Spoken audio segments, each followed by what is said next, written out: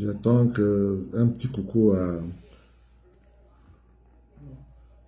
Basile, du côté de Londres. Basile, un petit coucou à toi. Hein.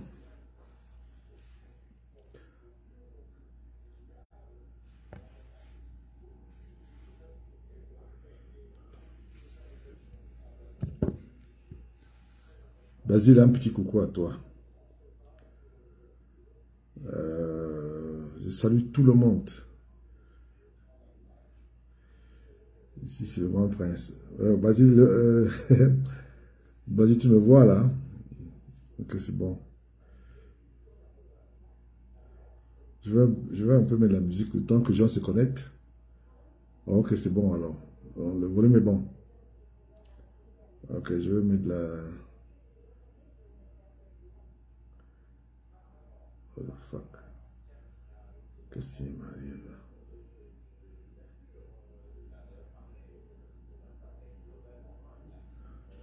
Je partage, hein, je partage le direct.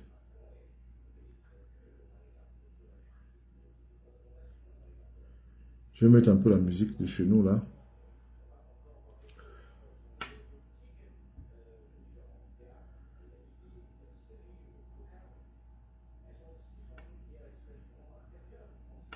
C'est quand même bizarre, comment ça se fait que je n'ai pas le...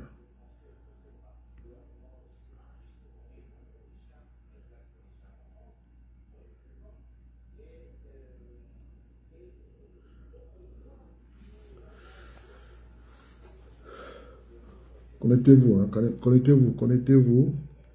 Le temps que les gens se connectent. Hein. Moi aussi, je partage la connexion, le direct.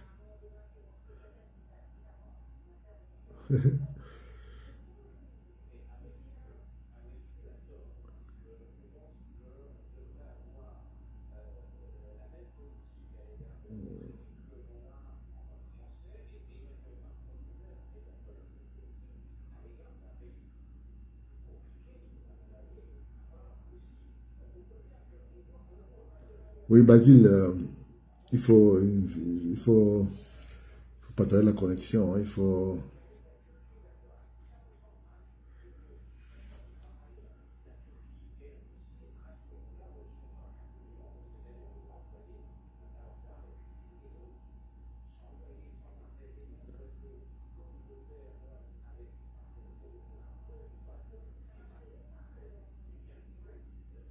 Ok. Je vois que tu es en train de partager sérieusement là. Ok.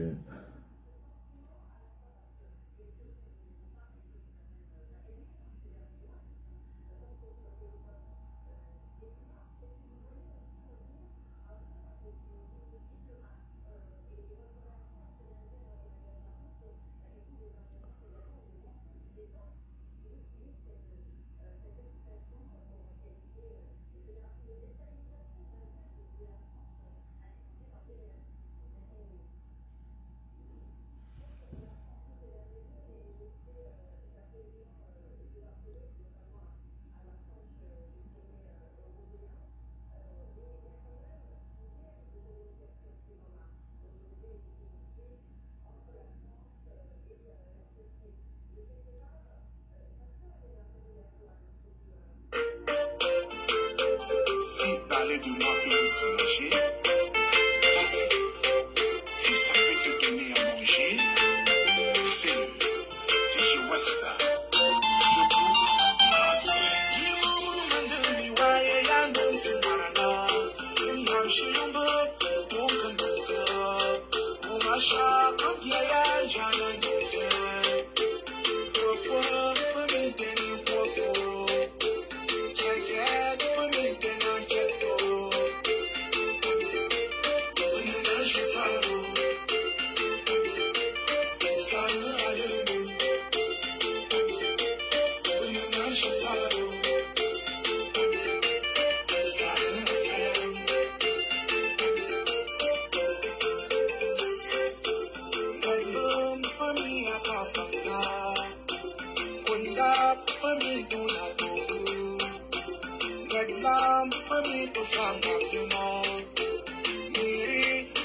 rati à compétition.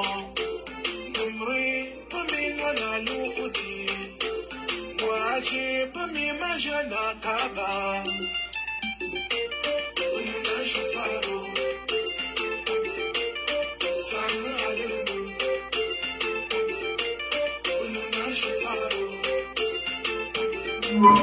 Sana alemu.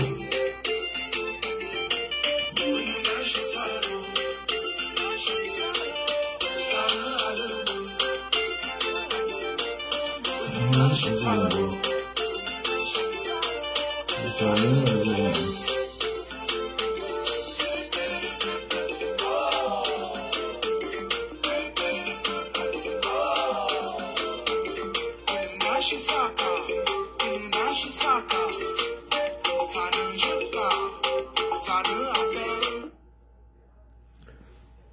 Bonjour, ici c'est le grand prince Njoya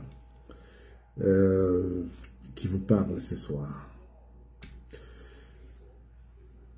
Il n'y a pas très longtemps, je vous ai décrit la situation qui sévit chez nous, à savoir le tribalisme d'État, les détournements et bien d'autres. Aujourd'hui, je vais vous édifier avec certains témoignages des Camerounais victimes du tribalisme d'État au Cameroun. Et vous vous souvenez que j'étais un peu déçu que le président Paul Biya, qui est censé être, je dis bien le président nommé, il faut quand même préciser ça, le président nommé, qui est celui qui est censé veiller à la cohésion sociale au Cameroun est absent. Et vous vous souvenez que j'avais annoncé il n'y a pas très longtemps, je crois l'année dernière, ou je crois il y a 2 ans, j'avais annoncé que nous sommes gouvernés par un momie.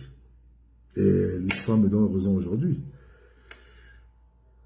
J'ai dit que Paul Biya non seulement ne présentait plus grand chose pour le Cameroun, et encore moins le pouvoir qu'il incarne. Il faut savoir même si il connaît même le nom de sa propre femme. Et vous avez vu, je vous ai présenté les images aux États-Unis.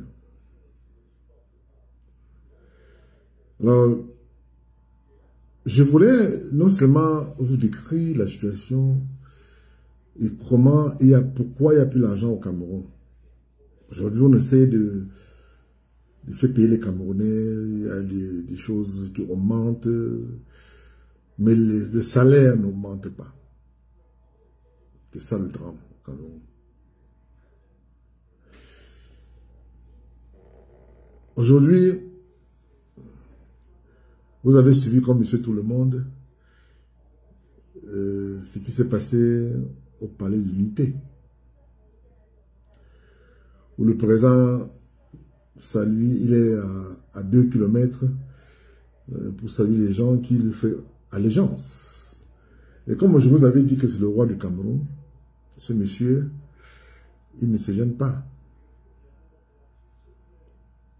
Et c'est ce que nous vivons aujourd'hui. Il ne contrôle plus ce que font ses ministres.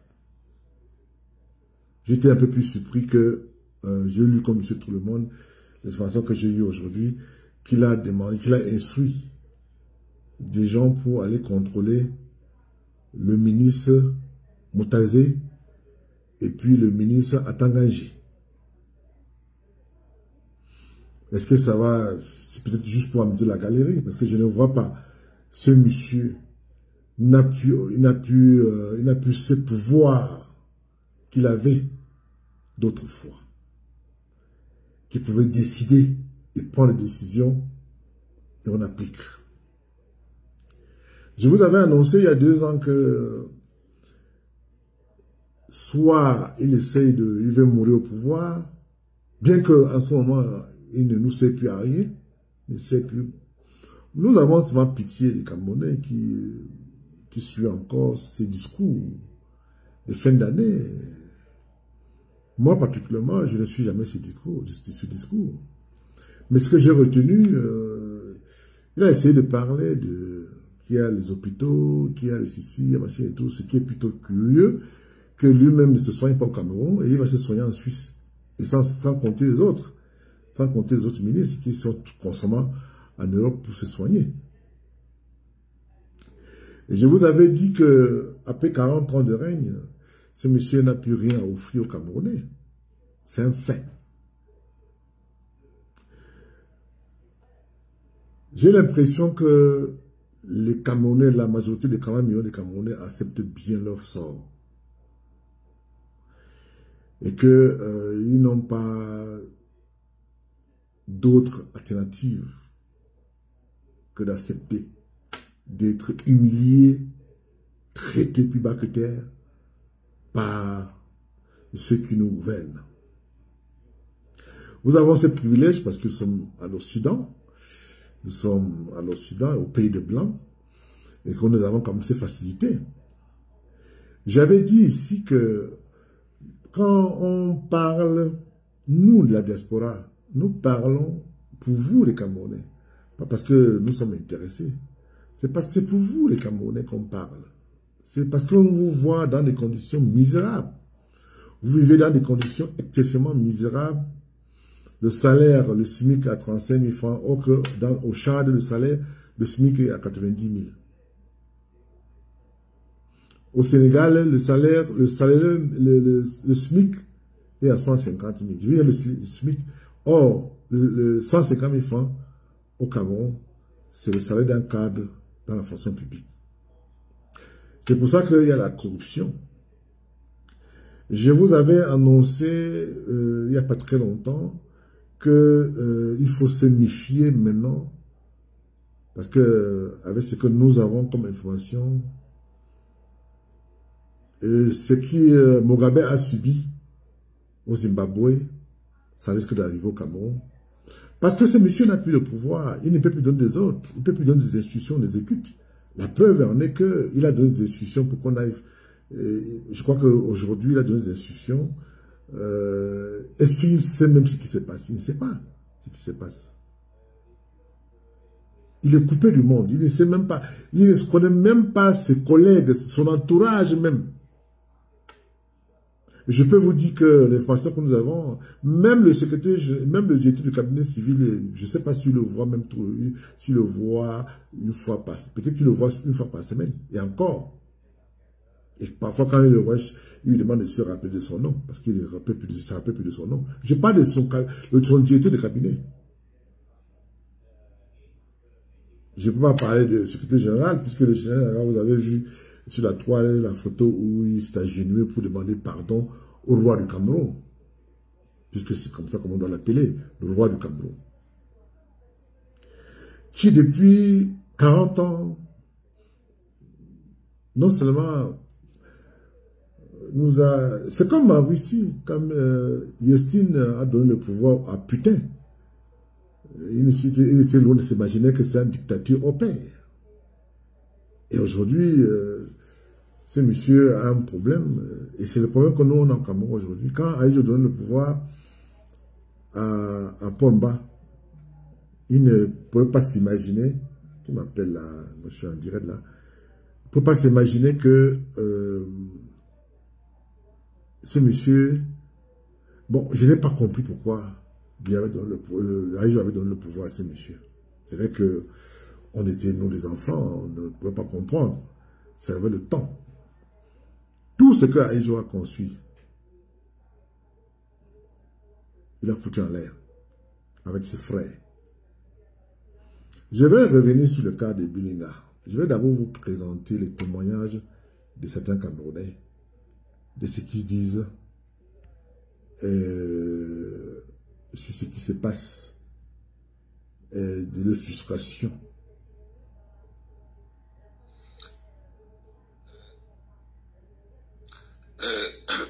Malgré que je suis atteint, ne sais pas, du rhume, je vous remercie beaucoup, madame. Que Dieu vous bénisse. J'ai dit que Dieu vous bénisse, que Dieu vous bénisse. Certainement, vous avez fait un constat réel. Madame, que Dieu vous bénisse, je reviens encore à vous pour m'affirmer personnellement, moi, qui vous parle actuellement, qui vous remercie. Je pouvais remercier tous ceux qui ont travaillé pour ce pays. Mais actuellement, moi, je maudis et je pèse mes mots, je maudis tout ce gouvernement. Faites ce que vous voulez. Actuellement, nous sommes en train de survivre. Comme vous dites, madame, ils ont négocié pour être les Camerounais. Peut-être eux-mêmes, leurs parents n'ont pas servi ce pays.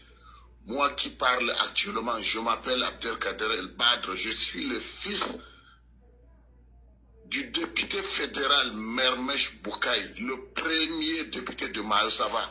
Demandez les élites de Mayo-Sava, ils vous diront que le député Mermesh Boukaï était le premier député fédéral de Mayo-Sava. Madame, j'ai fait l'école comme tous les autres. Sans vous mentir, j'ai fait plusieurs concours. J'ai raté un. Ça veut dire que moi, on m'a sacrifié. En dehors de ce sacrifice-là, n'est-ce pas? Je me suis dit, bon, pour ne pas rater, j'ai quand même voulu servir